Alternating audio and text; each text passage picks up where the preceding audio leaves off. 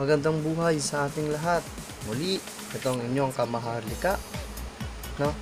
At meron tayo ngayong pag-uusapan na isa na namang coin. So, mga coins kasi apat ito.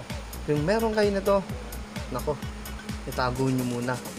Dahil papakita ko sa inyo mamaya kung magkano talaga o magkano ngayon ang halaga niya.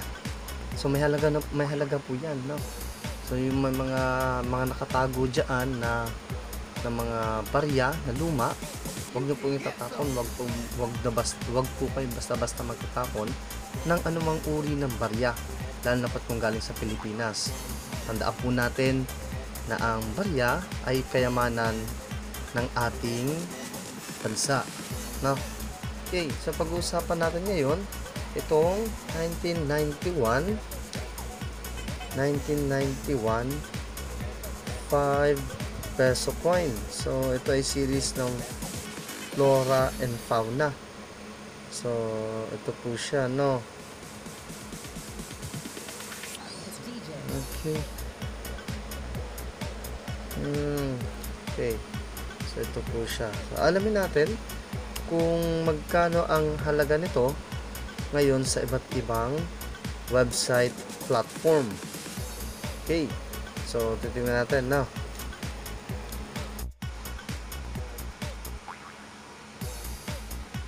Okay, so nandito na tayo kay Numista.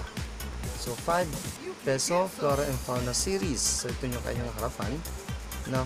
Si Emilio Aguinaldo nakaharap sa kanan. Tapos yung kanyang likuran naman ay 5 peso tapos mayroong halaman. So Pterocarpus indicus.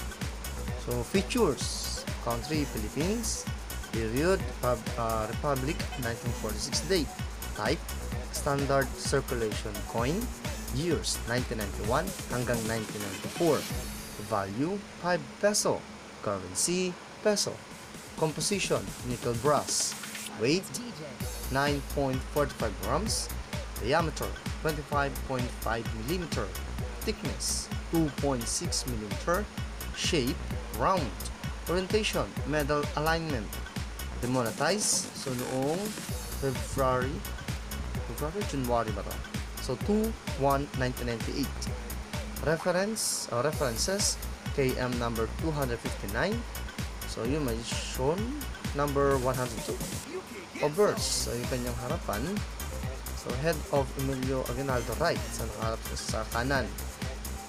Lettering Republika ng Pilipinas, Emilio Aguinaldo 1991. So reverse, Pterocarpus indicus, lettering 5 peso, Pterocarpus indicus. So edge reeded. So yun yung kanyang specification. Ngayon pupunta tayo sa kanyang presyo ayon kay Numista. So 1991 very fine 0.84. So yan ay dollars. And extremely fine 1.56, uncirculated 1.16. So 1992, yun ay 1991, 1992 wala siyang presyo. 1993 0.49, 1994 wala rin. So values table above are expressed in US dollar. So ibig sabihin itong mga ito, no, ay US dollar. Ulit, itong mga ito ay US dollar.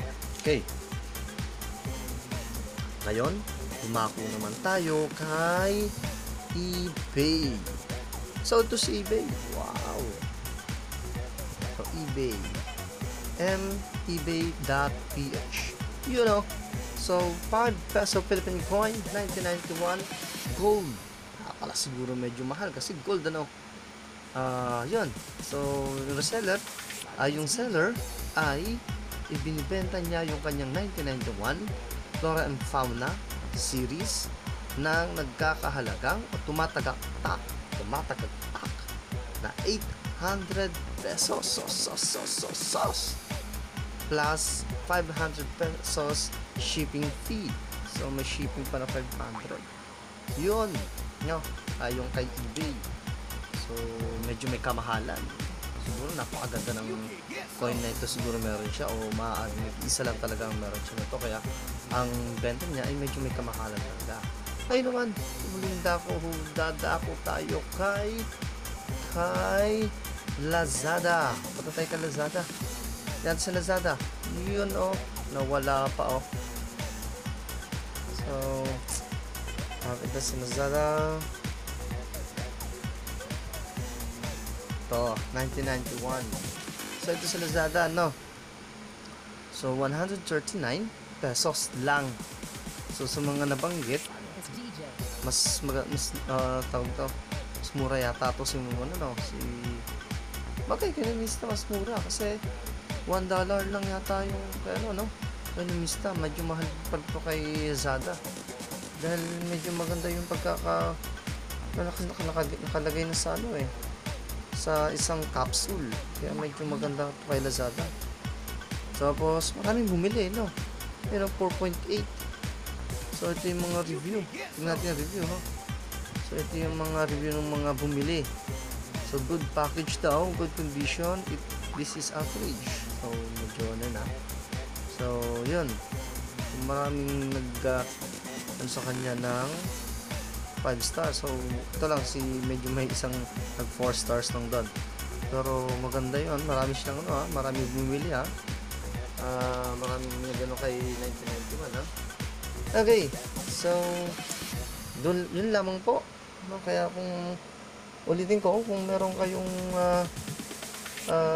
gatong uri ng barya, pakitago na po, So nakita natin iba't ibang presyo, patungkol kay 1991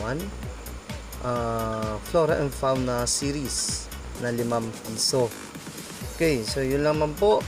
Muli, ito si Maharlika na nag-iwan ng isang kataga. Ang barya ay kayamanan ni Maharlika. Ikaw, kayamanan ka ba niya? Maraming salamat po. Peace.